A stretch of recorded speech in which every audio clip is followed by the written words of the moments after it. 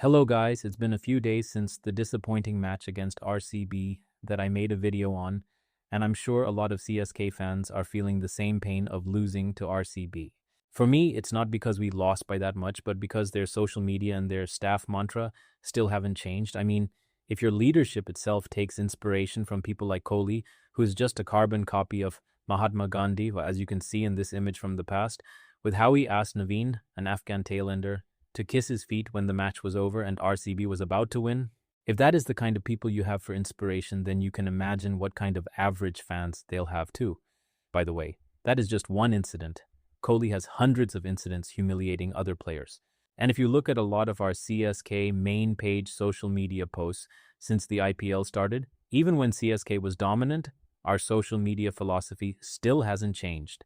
CSK has even shown tribute to RCB's main Indian players whenever they did well for the national team and never indulged in the weird insecure type banter that RCB's official page has. Because RCB's main social media page has been nothing but negative when they talk about CSK on their official page with their sarcastic jibes. I'm not talking about RCB fans or CSK fans. They can become vulgar. And even then, if you actually analyze all the data through the years, RCB fans will still take the cake when it comes to harassing CSK fans. I mean, you saw what they did when they won last year and what they did in their own city. That is the way they were breaking things. What is annoying is that the RCB social content head was caught harassing and being inappropriate toward CSK fans, especially ladies. The previous guy's name was Adish, and he even had a personal dedicated meme page for MS Dhoni and Rohit Sharma.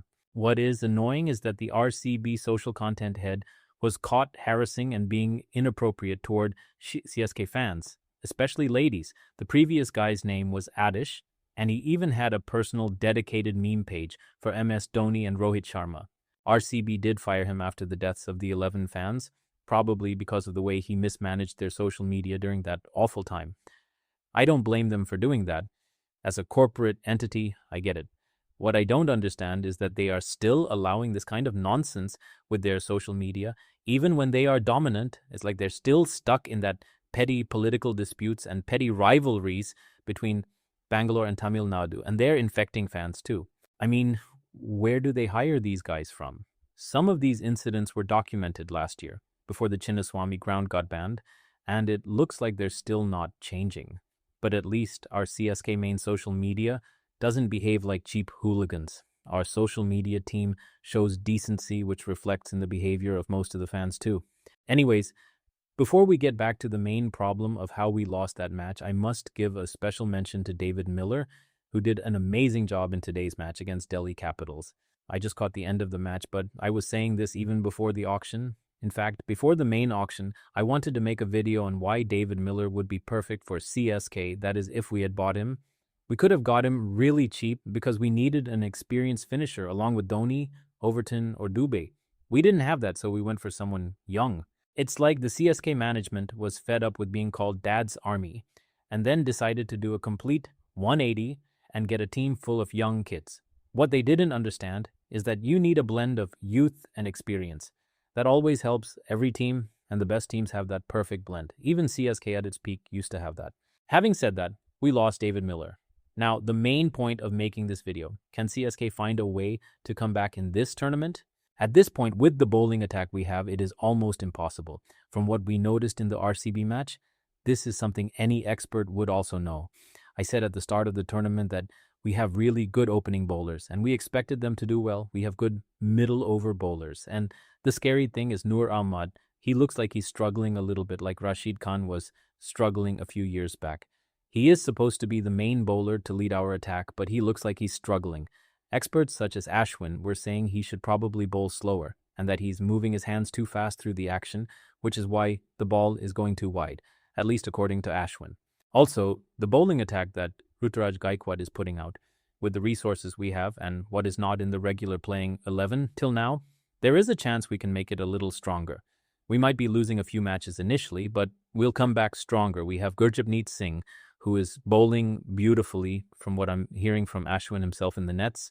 He specializes in bowling at the death, which is what we don't have. Maybe he bowls a bit slow and maybe Ruturaj doesn't have confidence in him. That's probably the reason he isn't playing him. Or maybe he feels he needs another foreign player like Matt Henry, who I feel has not lived up to the hype. Matt Henry is good, but he's not great. Nothing really exceptional, and Shul Kamboj is better than him, at least from what I'm noticing. We need a death bowler, and at the moment, Gurjapneet Singh is probably the only option we have. This is the best time to use him. But knowing CSK, I don't think they will. Of course, there is Akil Hussain. Akil Hussain could be our replacement for Prashant Veer. I think that's the best thing for us to do. But will CSK drop players just because Prashant Veer got runs? I don't think so. They already paid almost 28 crores for Prashant Veer and Kartik Sharma. It would only make the management look dumb, and it's very unlikely they will drop both players in Oz unless MS Dhoni and Brevis come back. Looking at what the experts, the former cricketers, are saying, it looks like it's a good bet that Brevis will come back soon, and we may have to drop players. Maybe Kartik Sharma. I like these guys. To be honest, both Prashant Veer and Kartik Sharma, but they're too young. When we have players we need like a death bowler such as Singh, and we are dropping them because we paid too much for these guys. It doesn't make any sense. Besides these changes, the next thing we would probably need to do going forward is get a new bowling coach pretty soon. In the match against RCB, that wide Yorker strategy, every analyst, every statistician, and every expert has said the same thing. This tactic has been used by JSK and TSK, and it has not been successful. How many trophies have they won? 0. The only one who did it successfully for CSK, coming around the wicket, was Dwayne Bravo, but he was a rare and exceptional talent. He had a Yorker and an off-spin slower ball that only he could execute with the way he used his wrists, which he also taught Lungi Ngidi.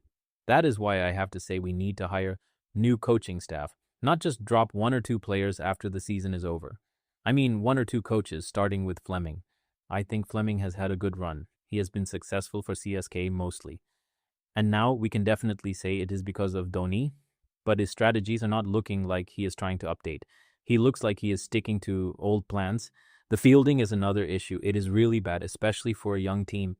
I know a lot of these boys have not fielded like this before, but they have to learn how to field. This is what I have always felt. We need to find a way to get Dwayne Bravo back as a bowling coach or someone similar, because bowling is a big weakness for CSK. The only reason we had a good bowling attack in 2021 and 2023 is because we had Bravo, either as a player or as a coach, helping guide this young team through tough times. And some of his students, like Tushar Deshpande, look at how he is doing. Somehow, find a way to get him back from KKR as a coach. Or someone like him with that reputation. Because the current CSK bowling coach, Eric Simmons, looks like he only sticks to the traditional style of bowling, seam up, perfect for opening bowlers. He does not really understand what to do at the death. We saw what Tim David did, so you don't have to believe me for this. I'm sorry, but CSK needs to make some harsh decisions after this tournament is over. We are probably going to have a very bad tournament, but a lot of people need to think about hiring new coaches and new staff. Like someone suggested on one channel, bring Rahul Dravid, who is already involved with India Cements, as the coach. He knows someone like Sanju Samson. Sanju Samson can be the captain, and Ashwin can be the spin coach. We need younger people. Different people, that is, if Ruturaj keeps losing after this match against Delhi and the upcoming matches. I'm trying to feel sorry for him because we have a weak team too. But he is making the same bowling changes and mistakes that I saw last season, and that is why it is annoying. It's like he has not learned anything since then. He is absolutely clueless with bowling changes. It's like he doesn't understand the mind of a bowler as a captain. When a bowler is bowling well, like Jamie Overton was in that match against RCB, he just decided to take him off for no reason. He does not trust using his spinners. He's really scared of using his spinners. And this has been the case in the few matches he has captained, even last season. When I saw the way he did not trust his spinners, someone has to have a word with Ruturaj about what he is doing with his field placements and bowling changes. Because I feel like he is in his own headspace and it is affecting his batting. Like Rayudu was saying, you can see the pressure is weighing on him. And he is also not getting runs. It is best if they have a word with him and probably do not make him captain anymore, at least after the season is over. Anyways, 90% of the things I said might never happen, guys, but I am just giving some suggestions for the holes we need to fill. And hopefully we will come back stronger. At this moment, it is really tough for a CSK fan, but I love the fight they showed against RCB recently. That was heartening to see. Sarfaraz Khan played his innings fearlessly.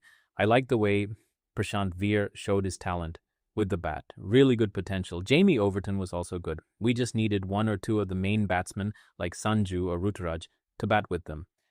And who knows what could have happened. It's not like they didn't fight, so I am proud of the boys for that. If they hadn't fought, they would have lost by 150 runs.